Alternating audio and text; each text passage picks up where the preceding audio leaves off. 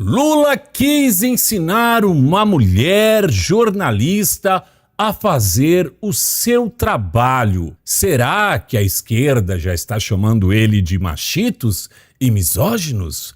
Meu nome é Ricardo Dias e seja bem-vindo ao canal. Vamos lá, vamos dar uma olhada aqui. O Firmino fez vídeo fazendo um resumo do que ele achou lá da sabatina do Lulu. Vamos ver o que ele falou. Tinha a Renata muito no telinha. O César Tralli tava até melhorzinho, mas nenhum dos dois tava bom. Eu acho que eles não foram incisivos como são com os outros candidatos. Com os outros candidatos, eles retrucam, O Lula não. O Lula, eles deixam o Lula ficar falando. Se o Lula quisesse ficar falando 40 minutos sem parar, parece que eles iam deixar. Eu pensei que uma jornalista da tua qualidade, da tua competência, pudesse começar essa pergunta falando diferente, Renata. Ele humilhou ela ficou abanando o rabinho, não faz... Gente! Eu acho que ela poderia responder: bom, assim como eu não digo como você tem que administrar o Brasil, né? Eu sei fazer o meu trabalho. Você tem noção? Mansplaining, Kéfera, um homem interromper... Gente, o homem interromper a mulher é misoginia. O homem olhar pra ela e falar: você, jornalista, não sabe trabalhar, não sabe perguntar. Foi isso que ele fez, ela ficou quieta. Eu não conheço essa moça, nunca vi essa moça na minha vida. Essa parte foi boa, hein? Foi boa, hein? Tanto de foto que tem na internet. Eu acho que no final das contas a sabatina foi boa. Foi boa pro Lula perder votos, porque as mentiras ficaram tão óbvias, né? A internet rebateu tudo já. Então foi excelente, assim. E outra, dos 40 minutos, 20 minutos foi falando sobre corrupção, né? Então aquele eleitor que se baseia na Globo para decidir alguma coisa, vai, caramba, mas o filho dele, olha o que? O cara do gabinete dele, o amigo dele, todo mundo é corrupto. Menos o Lula. Nunca conversei com essa moça. Ela nunca esteve próximo de mim. Esse homem é mitomaníaco, ele distorce dado, ele nega. Gente, vamos lá. Isso estourou há muito tempo, ele já sabia da existência dessas fotos. Não tem nem como falar do tipo... Porque a base dele vai justificar, vai falar: mas ele tira tanta foto nas pessoas que vai com o evento, não tem como lembrar de todo mundo, é isso que vão falar. Mas os eventos que ele tem em fotos com ela são eventos mais privativos, né? Não são fotos no meio da multidão, não. Tem foto que ela tá até com pulseirinha de lugar VIP. É claro que eles se conhecem, é claro que o Lulinha já apresentou, falou: aqui, pai, essa aqui é a mulher dos esquemas. É você então que é soda? É você que vai fazer a gente ganhar muito dinheiro? Sou eu mesmo, Lulu. Tira uma foto e faz do L. Mas nesse ponto, do escândalo do INSS, ele já não saberia que há uma foto dele com essa moça?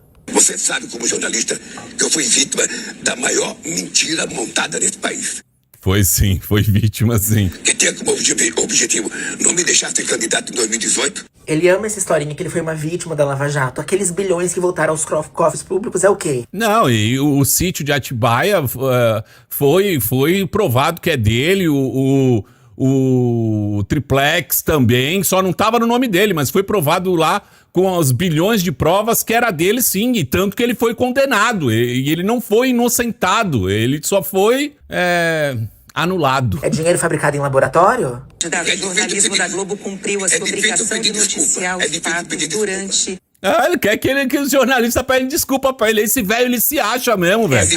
É difícil pedir desculpa. O cara chama a Globo de mentirosa ao vivo e ela candidato. A Globo fez o seu papel. Gente, vocês já viram essa mulher em sabatina? Ela vai, hoje é sabatina do Flávio, eu tenho certeza que ela vai pra cima, ela vai engolir o Flávio hoje, vamos ver. Essa mulher, não sei, gente, tava medicada, tava com sono, só não tava ela sendo ela. É que eles ficam em êxtase, vendo assim, o maior Pinóquio do mundo na frente deles ali, o maior socialista do mundo, você, olha, ele existe, ele é de verdade. Isso, o senhor considera vender os Correios? Eu tinha de falar uma coisa, cara.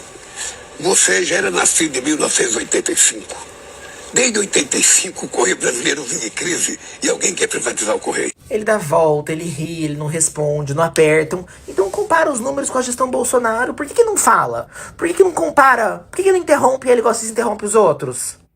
Por que não falar que na gestão Bolsonaro os Correios deram lucros? O que aconteceu nos Correios para voltar a dar ficar endividado, a dar perda, né?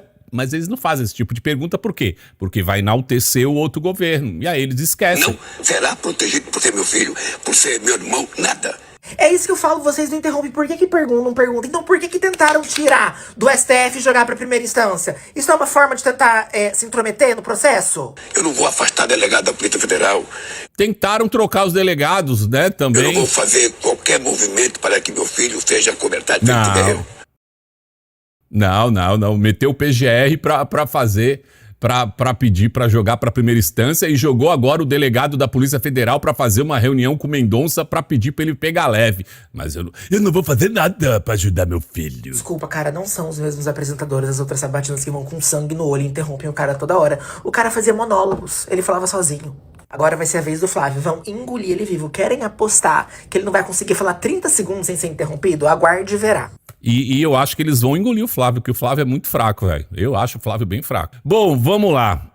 Aqui é a pergunta que ela fez pra ele, né? Que ele não gostou e achou que ela perguntou de uma forma errada. Vamos ao trecho inteiro. A dívida pública no seu governo ultrapassou os 10 trilhões de reais. E além do tamanho da dívida, o problema é a direção que ela está tomando. A gente chama de trajetória da dívida. No seu governo, a dívida disparou 10 pontos percentuais, atingiu 82% do PIB. E essa trajetória, ela pressiona os juros, que encarece o crédito, que dificulta o investimento e que pesa no bolso das famílias. Ele só pensando, mulher maldita, se pudesse eu voava agora no pescoço dela. O seu programa de governo menciona uma necessidade de um ajuste fiscal, mas não traz metas explícitas para os próximos 4 anos. Então, quero saber do senhor quais são as suas metas e para que percentual do PIB o senhor pretende trazer essa dívida? Renata, eu pensei que uma jornalista da tua qualidade, da tua competência, pudesse começar essa pergunta falando diferente, Renata. Você poderia dizer, presidente Lula, o senhor foi o único presidente na história do Brasil que fez superávit primário durante 8 anos do seu primeiro mandato.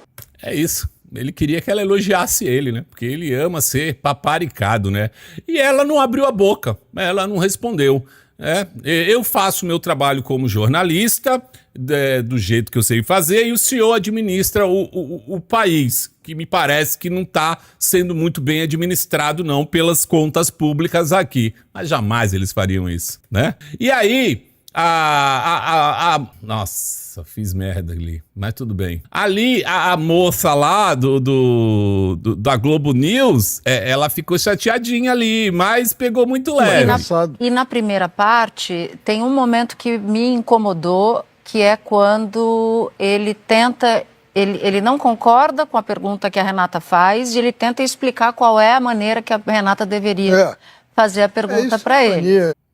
Isso me incomodou. Se fosse outro candidato, ele foi machista, ele foi misógino, ele milhões de coisas, cometeu crimes, deveria ser preso, mas ele me incomodou. Tem um nome para isso, que é o mansplaining, né? Ele podia falar com o Tralli, né? E falou com a Renata. É porque...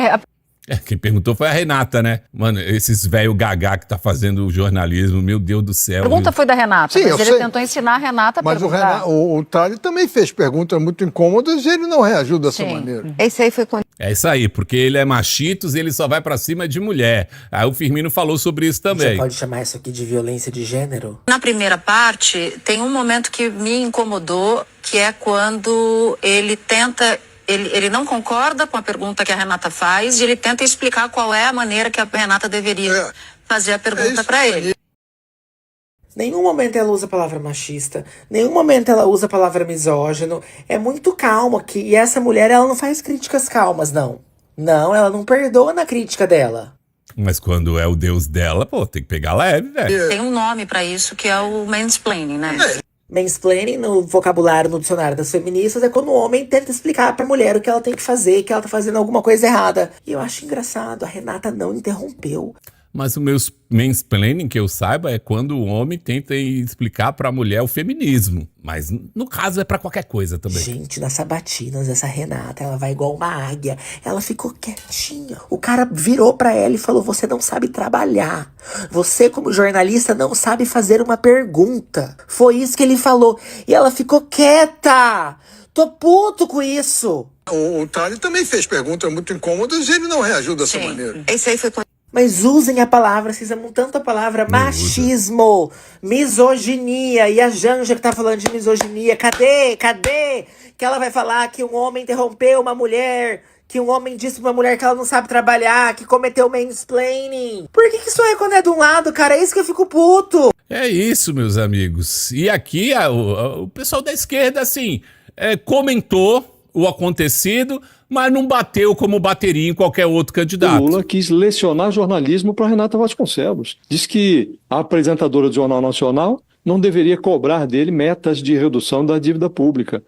Eu pensei que uma jornalista da sua qualidade, da sua competência, poderia começar essa entrevista falando diferente. Aí ele ensinou, você devia ter perguntado, presidente Lula, o senhor foi o único presidente da história do Brasil que fez superávit primário nos 8 anos do seu primeiro mandato. Então ele queria que a jornalista iniciasse a pergunta com um elogio para ele, né? Quando o próprio ministro da Fazenda dele, o Dario Durigan, reconhece que a dívida pública é um problema, que o governo vai ter que lidar com essas preocupações fiscais num novo mandato, né?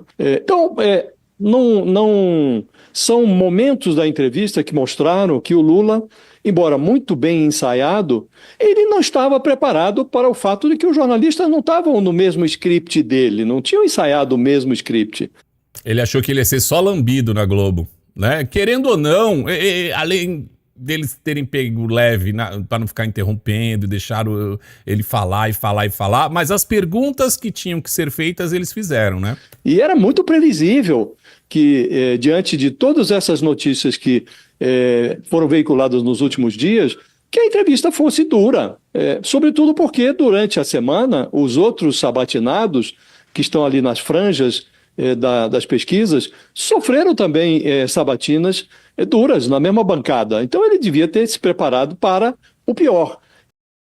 E aí ele não soube lidar com o fato de que a entrevista começou pelo lado que menos o favorecia, né? Então ele esteve nas cordas durante os primeiros 25 minutos e quando saiu dela, ele não soube administrar.